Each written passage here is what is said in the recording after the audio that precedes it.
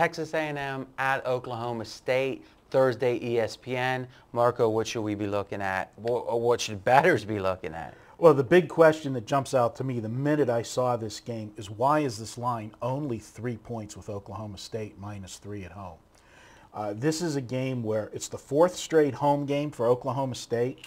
Oklahoma State has just been scoring points in bushels. They're averaging 57 points a game. This is the first road game for Texas A&M, and they've played all cupcakes. Okay, so the fact that it's the first road game is a disadvantage for A&M. Even though we're moving towards the fourth game for a lot of these guys, it's a situation where this team's facing a new experience on the road.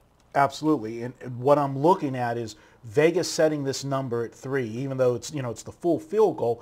In reality, you're looking at Oklahoma State just winning this game at home. Yeah, see, I disagree. See, to me, that's a mentality I think it's important that we try to drill out of the batters, because it's so common to say, oh, pick, what's 3, pick the winner.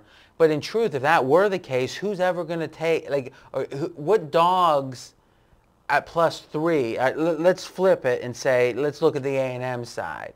If you're saying that laying the 3 is just picking the winner, then you must be saying taking the 3 is just picking the winner.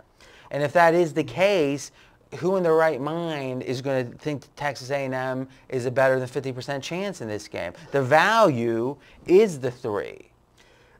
I hear what you're saying, but I'm going to respectively disagree with you disagreeing with me. And what I'm looking at, and we're going to get into an area which we could go into a long conversation, this is the type of line based on the way Oklahoma State is rolling, and Texas A&M has not had any test of any kind yet, that seeing a number of 3 almost throws up the flag to me as this being a trap game. So if you want to say it's a short line, and that it seems like they're really tempting you to lay the short number, I can agree with that. Well, so let's agree with that. But the distinction I want to make is the idea that laying 3 is picking a winner. Though in college, 3 is less common than in the pros. In the pros, it's even more common. But in college, 3 is the most common number, just like in the pros. It's just not as common as the pros. So my point is that if you feel like you're laying 3 and you're not really laying anything, which is what picking the winner is, you're making a mistake. And you're always going to be laying 3 and rarely be taking 3, which, if anything, you want to take points as much as you can. I agree with that. And when I make that statement, I'll say it, that if I think that, like you said, I'm thinking as the line being short, so my gut reaction would be to the dog. Because Vegas, I'm going to do the opposite of what I think Vegas wants you to do in this game. Which is one of your basic tenets of you as a handicapper, and it's really something that you've succeeded with greatly, so I'm not going to question that. Let me give you a couple ATS trends here that really follow with the idea that Oklahoma State that Oklahoma State seems to be the side, though it looks like you're going to be a little contrary with it. I like to profile teams. It's rare that a team has a true profile. For example, some teams they like to blow out bad teams, but they have trouble when they play good teams. Or some like Ohio State, though this year not so much. They keep it close against bad teams, not as really close, but they're won by 17 instead of 37, though this year not so much. But in a tough game, they do well. But then you extend the profile with Ohio State is when they have a really tough game, they crap out. That's been the profile of the last 5, 7, 8 years with them. Oklahoma State is 34-15 ATS as a favorite. Now let's think about that. That's over 67% for almost 50 games. You're saying bet them as a favorite for 50 games, you're hitting 67%, better than any handicapper in the world.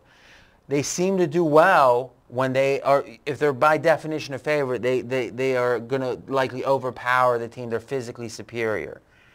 Or they play well at home too, which is, most teams like Oklahoma State that are not elite aren't going to be laying points on the road too much. So good home team, good when they're physically equal or better. A&M 9-24 as a road dog.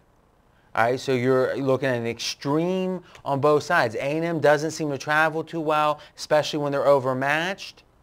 And Oklahoma State does well at home as a favor. So I really think the profile leans Oklahoma State. Now, a lot of listeners out there and viewers might say, wait a minute, 50 games, these kids were 15 years old 50 games ago. I think that's true, but I really believe that coaches especially, but even more so programs, have a culture. You can't lie that a team like Hawaii has never been a grinded out defensive team through all the coaches. Right. And it strikes me that A&M and Oklahoma State have a culture which really points to Oklahoma State. So before you make your prediction, what do you think of that profile? It's a good profile, and going back to the coaches, this is a coaching staff that I think, when they get a lead, they don't take their foot off the gas. Oklahoma with this State, team. yeah. Oklahoma State. I'll give you one stat that'll break that down even further, a subset. As I said, they're averaging 57 points a game this year. When they score 50 or more in their last game, Oklahoma State, the next game, 13-2 ATS. So they're front runners. Yep. All right, a lot of stuff that leans Oklahoma State here, but you're the contrarian. Give us your projection. Well, right now, I'm going to give you this game right on the number. And I will say, a biased, I am leaning towards the A&M side. I think that come tomorrow, we're taping on Wednesday, I'll find myself on A&M. But right now, I got Oklahoma State 30-27 in this game. I think the odds maker has it pretty close. This game did open at 3.5, and the initial buy came down to 3. Okay, so really, this is interesting because on one hand, we think the profile and maybe even the handicap leans Oklahoma State. You think the number's too good to be true. That makes you lean dog. But really, ultimately, it probably evens out to say this number probably feels about right, which most numbers are about right. And if you want to play for recreation, great. But if you're playing to make money, you want to stay away from those games. Absolutely. Now it's your turn to continue the conversation in the comment section with me and Marco. And next up is my weekly free pick best bet on the ESPN Friday night game, BYU at Utah State.